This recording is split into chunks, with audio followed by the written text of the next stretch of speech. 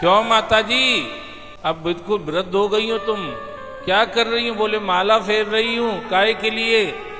बोले वो पोती की शादी नहीं हो रही ना महाराज, इसलिए फेर रही हूं। सब सत्यानाश हो जाता है। बुढ़ापे में और संसार अंदर घुस जाता है। जितनी ज्यादा उम्र बढ़ती जाती उतना संसार अंदर घुसता चला जाता है। अब कोई चीज जितनी अंदर चली जाती है उसको निकालने में उतनी ज्यादा दिक्कत आती है। ये अलग बात है कि शुरुआत हो गई है तो रास्ता धीरे धीरे आगे बढ़ता जाएगा।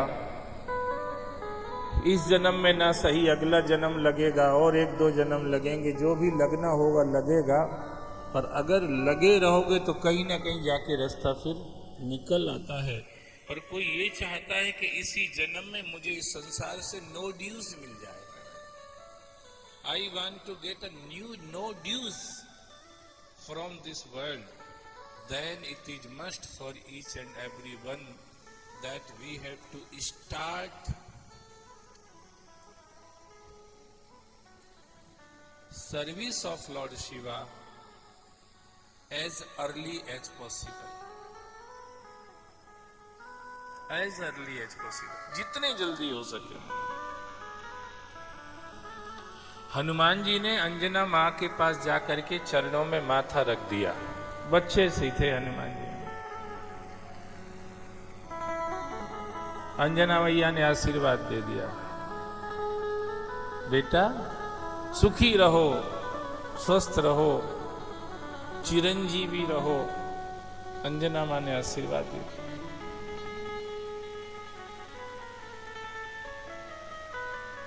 अंजना कोई साधारण माँ बाप की तो लड़की है नहीं। अंजना गौतम और अहिल्या की बेटी है महाराज।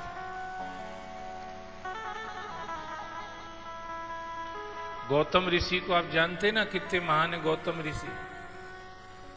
भगवान त्र्यंबकेश्वर है ना, त्र्यंबकेश्वर एक ज्योतिर्लिंग है ना, त्र्यंबकेश्वर। वो त्र्यंबकेश्वर ज्योतिर्लिंग का जो प्राकट्य है उसके पीछे कोई और नहीं है सिवा गौतम ऋषि के। गौतम ऋषि, गौतम ऋषि की भक्ति से भगवान शिव प्रसन्न हो गए थे। जिन गौतम ऋषि को ब्राह्मणों ने बहुत सताया था, पर उसके बाद भी वो अपने रास्ते से विचलित नहीं हुए थे महाराज, और उन ब्राह्मणों के हित की ही कामना किया करते थे गौतम ऋषि।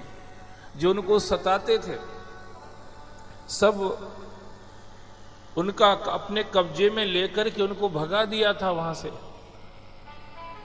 ये बेईमान लोग जो होते ना संसार में, वो ये सोचते हैं कि इनका अपन ले लो तो अपन फायदे में हो जाएंगे, ये नुकसान में हो जाएगा। ऐसा सोचते बेईमान लोग, पर असल में ऐसा होता नहीं है। जो भी किसी के जान माल का हरण करता है वो भारी नुकसान उठाता है। ये अलग बात है वो उसको समझ पाए ना समझ पाए, पर भारी नुकसान उठाता है। इसीलिए मैं आप सबसे दोनों हाथ जोड़ के आप सबके पांव में माथा रख के प्रार्थना करूं, कभी किसी का एक पैसा भी हो, चाहे करोड़ लाख करोड़ हो, कभी हाथ मत लगाओ।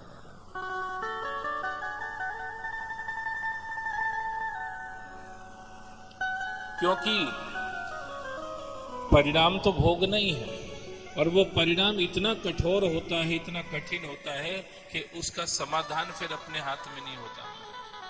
फिर हम सिर्फ अंदर अंदर कुढ़ते रहते हैं, अंदर अंदर चिंतित बने रहते हैं, अंदर अंदर क्लेश कष्ट में डूबे रहते हैं, पर कोई समाधान नहीं रहता है। इसीलिए आप सबसे प्रार्थना करूं मैं, कभी भी किसी की राई और पाई को हाथ, किसी की भी हो महाराज, कहीं भी पड़ी हो, अगर तुमको पता है कि ये इसकी है, बिल्कुल हाथ मत लगाई, बल्कि उठा के उसको दे दीजिए। अगर कहीं अनजान स्थान पे पड़ी हुई है और आपको मिल जाती है तो आप उसको उठा करके कहीं धर्म क्षेत्र में दे आइए। जहां भगवत सेवा चल रही हो, आश्रम हो, मंदिर हो, सेवा के क्षेत्र हो, अगर आपको कहीं कोई चीज पड़ी मिल जाए तो ऐसी जगह दे दो जाके, तो आपको दोष नहीं लगेगा। और आपको मिल गई नहीं, आप घर में ले गए उठा के, या कहीं रखी दिख गई और आपने उसको उठा लिया और अपने कहीं काम में किसी उसमें ले लिया, फिर आपको कोई नहीं बचा सकता। लोहे के चने हो सकता है कभी पच जाएं, यद्यपि पचेंगे तो नहीं, पर हो सकता है कभी पच जाएं लोहे के चने, पर पराया धन कभी पचता।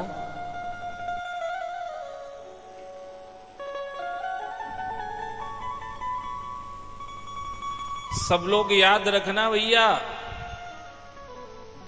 लोहे के चने हो सकता है पच जाए, पचते नहीं है। बारी मथे घृत हो वर, कहते पानी में से हो सकता है घी निकल जाए, निकलता तो नहीं है। पानी में से कभी घी निकलता है? निकलता होता तो आदमी फिर काहे को घी खरीदता महाराज, पानी भर लेता। ये अलग बात है, कुछ सिद्ध महात्मा साधु महात्मा होते हैं, वो पानी को घी बना देते हैं। बना देते माने भगवान की कृपा से वो उनके लिए जैसे हमने सुना है, देखा तो नहीं है, ईश्वर जाने सच्चाई। कहते कभी कभी भंडारों में, भंडारे होते ना, उसमें कहीं पता चला पूड़ी के लिए आटा तो है पर घी खत्म हो गया, मालपुआ बन रहे हैं, आटा तो है पर घी खत्म हो गया। अब लोग इकट्ठे, महाराज अब क्या करें, घी तो है ही नहीं और पंगत चल रही है और इतनी जल्दी अब कहीं से खरीद के ला भी नहीं सकते हैं। पुराने टाइम में व्यवस्थाएं भी नहीं थी कि गाड़ी उठाओ नहीं चले जाओ, नहीं पास में ये आधा किलोमीटर पे ही है दुकान, तो कुछ ऐसा होता नहीं था, कठिन काम थी। तो कहते हमने सुना है जो वहाँ के साधु संत रहते थे, कोई सिद्ध साधु संत, वो कह देते थे चलो ये नदी में से कितनी टीन घी चाहिए, बोले 5-10 टीन में हो जाएगा महाराज। बोले 10 टीन पानी भर लो, जाओ कढ़ाई में डाल दो और तुम्हारे पूड़ी पुए निकाल लो, बाद में जब तुम्हारा सब काम ये निपट जाए बाजार में जाना, उतना घी खरीद के लाना और ये नदी में। आपने सुनी कि नहीं ये घटनाएं? कभी सुनी होंगी, रहते तो अपन सभी इसी दुनिया में, तो सब तरह की बातें आती रहती हैं ना। आपने भी हमने भी सुनी है, वही बता रहा हूं आपको, ऐसा होता है।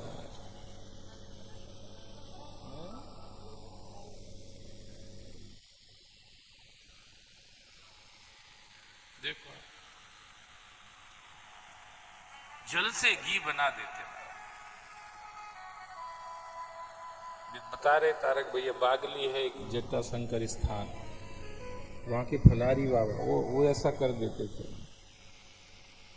कई जगह ऐसी घटनाएं होती हुई हैं पहले।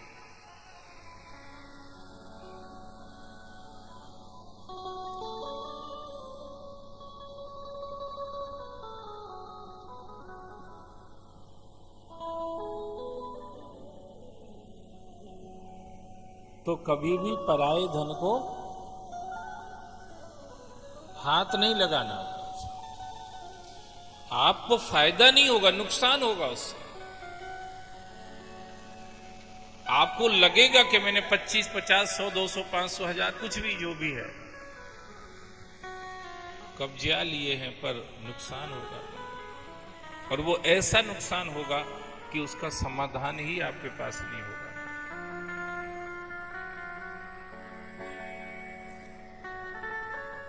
तभी किसी के भैया भगवान बचाया,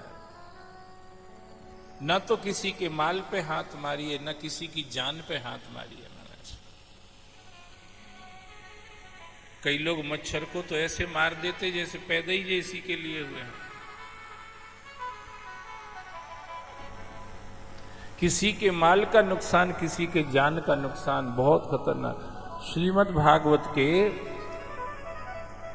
5वें स्कंद में जहां नरकों का वर्णन आया आखिरी में, उसमें ये स्पष्ट लिखा हुआ है, मच्छर को मारने वाला भी नरक में जाता है। क्यों जाता है? बोले मच्छर को ये बोध नहीं है कि मैं इनका खून पी रहा हूं, तो इनको कुछ उससे कष्ट होता होगा। मच्छर है वो, पाप योनि है, पतित योनि, उसको इतना बोध ही नहीं है। पर मनुष्य को ये बोध है कि मच्छर को मारना या किसी भी जीव की हत्या करना ये पाप है, ये गलत है। उसकी पीड़ा का एहसास मनुष्य कर सकता है। तुमको जरा सी कहीं चोट लग जाए, उतने में ही तुम कितने परेशान हो जाते हो, और किसी की तुम हत्या कर रहे हो, उस जीव को कितना कष्ट हो रहा होगा।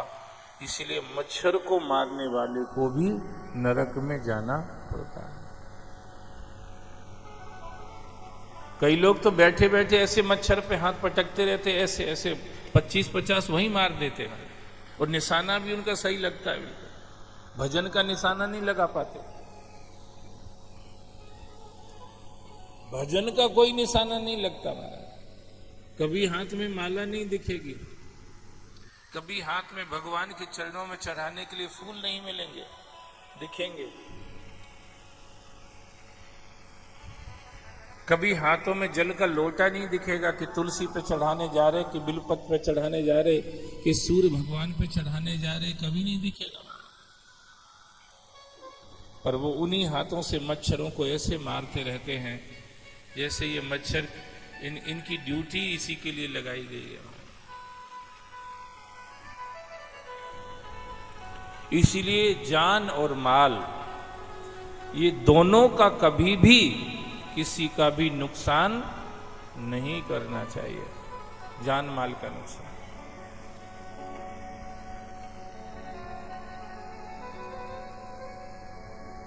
जान माल का नुकसान करने के परिणाम बहुत खतरनाक होते हैं। तो भजन हनुमान तो गौतम ऋषि जो है ना, वो उनको बहुत परेशान किया था ब्राह्मणों ने, पर उनका भी हित चाहते रहे। परिणाम ये हुआ कि अंततो गत्वा भगवान शिव गौतम ऋषि की भक्ति से प्रसन्न होकर के प्रकट हो गए महाराज, और कहा कि मैं इनको दंड दूं। शंकर भगवान ने कहा, गौतम ऋषि पांव में गिर गए, दंड मत देना, इनको कुछ वरदान दे दो। शंकर भगवान आश्चर्य में डूब गए, यार ये लोग जिंदगी भर से इसको बेचारे को परेशान कर रहे हैं, और नहीं ये कह रहा है कि इनको वरदान दे दो। ऐसा क्यों बोल रहे हो गौतम जी? बोले अगर इन्होंने हमें ऐसा न किया होता तो हम इतनी जल्दी आपका दर्शन नहीं कर पाते।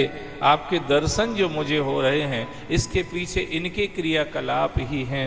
इसलिए इतना बड़ा फल, जीवन का परम लाभ मुझे मिल गया है इनके क्रियाकलापों से। इसलिए इनको दंड न दे करके इनको वरदान दे दीजिए।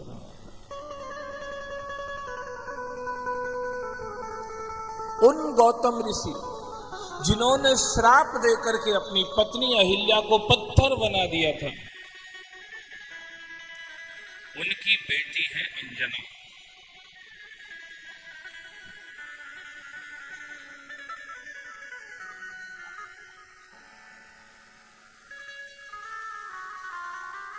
बहन भाई थे, इनके भाई भी थे सदानंद जी, बहन थी अंजना। सदानंद जी बाद में राजा जनक के जो जनक का वंश था उसके कुल पुरोहित बन गए थे। पुरोहिती उनकी पुरोहिती स्वीकार कर ली थी सदानंद जी। क्यों कर ली थी? क्योंकि गौतम ऋषि ये जानते थे कि जानकी का जन्म, सीता का जन्म महालक्ष्मी का अवतार जनकपुर में होगा। भगवान का अवतार राम के रूप में सूर्यवंश में अयोध्या में होगा, तो वहां के कुल पुरोहित तो वशिष्ठ जी थे ही सही, तो उधर तो पोस्ट खाली नहीं थी। इधर पोस्ट खाली थी जनकपुर में। तो गौतम ऋषि ने कहा कि तुम जाओ जनकपुर के पुरोहित, जनक वंश मैथिल वंश के विदेह वंश, विदेह राज के वंश के तुम कुल पुरोहित बन जाओ। बोले हमने सुना है पुरोहिती का काम अच्छा नहीं रहता है। जो लोग पुरोहिती का काम करते हैं उनकी बुद्धि धीरे धीरे मंद होती चली जाती है, इसलिए हम ये काम नहीं करेंगे। बोले बुद्धि से क्या लेना देना यार, जहां से बुद्धि आई वही अगर मिल रहा है तो फिर काहे को इतना सोच रहे हो। तो बोले पुरोहिती के लिए तो पुरोहिती नहीं करूंगा, पर अगर कोई ऐसी वस्तु मिल जाए तो फिर मैं ये काम स्वीकार कर सकता हूं। वशिष्ठ जी भी सूर्यवंश की पुरोहिती नहीं करना चाह रहे थे, कह रहे थे उपरोहित कर्म अति मंदा, वेद पुराण स्मृति कर निंदा। वेद पुराण स्मृतियां सब पुरोहिती के कार्य की निंदा करती है, इसलिए हम ये काम बिल्कुल नहीं करेंगे। तब ब्रह्मा जी ने कहा कि बेटा मैं मान रहा हूं, पर मैं इस काम के लिए तुम्हें नहीं लगा रहा हूं। मैं तुम्हें इस काम के लिए लगा रहा हूं कि तुम्हें यहां पुरोहिती करने से भगवान मिल जाएंगे। जैसे हम लोग भजन करते हैं, कथा करते कथा, तो हम लोग कथाकार, भगवान ने हम लोगों को इसके लिए नहीं बनाया था कि तुम बढ़िया बढ़िया घोड़ा गाड़ी में घूमो, नहीं साराम वाले वो सब, वो उसके लिए नहीं बनाया था।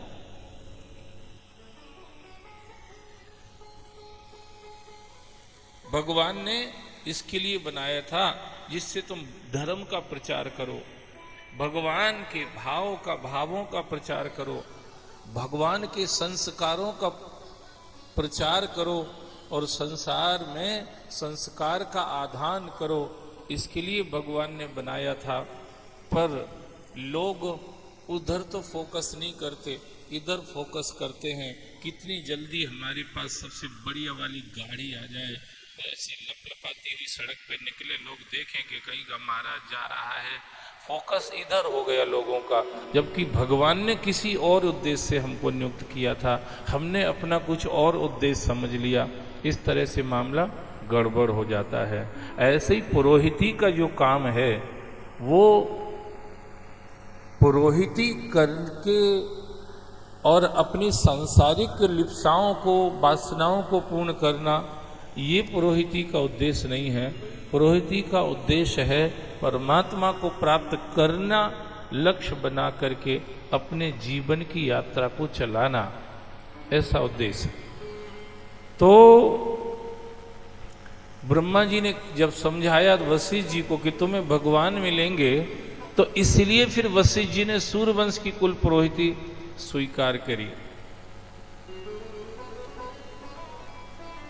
ऐसे ही सदानंद जी भी कुल पुरोहिती लेने के लिए तैयार, पुरोहिती का कार्य करने के लिए तैयार नहीं थे। पर गौतम ऋषि ने समझाया कि बेटा इसी वंश में जगत जननी जगदम्बा परा अंबा जानकी का अवतार होगा, तो तुम्हारा जीवन सफल, तुम्हारी पुरोहिती सफल हो जाएगी। तब सदानंद जी ने वो स्वीकार किया था। अहिल्या स्वयं भगवान की चरण रज का स्पर्श प्राप्त करने में सफल है। उन अहिल्या को यहां अंजना जैसी बेटी हुई और उस अंजना के हनुमान जैसा लाल। अंजना ने श्री हनुमान जी को जन्म दिया।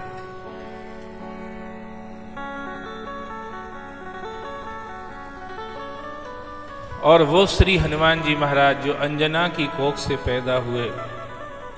अब हनुमान जी कोई साधारण जीव नहीं है, हनुमान जी स्वयं शिव हैं। शिव ने अंजना को अपनी मां के रूप में स्वीकार किया होगा, तो बताइए अंजना का कैडर कितना ऊंचा होगा महाराज। अगर शिव भगवान शंकर ये मानते हैं कि अंजना के यहां मैं अवतार लूं, नारायण बैकुंठ में और करते रहत विचार, मिल जावे माँ बाप मोहे तो ले लूं मैं अवतार। भगवान सोचते रहते हैं मुझे योग्य पात्र माता पिता मिल जाएं तो मैं अवतार ले लूं, पर मिलते नहीं हैं। युग युगांतर लग जाते हैं भगवान को अवतार लेने में।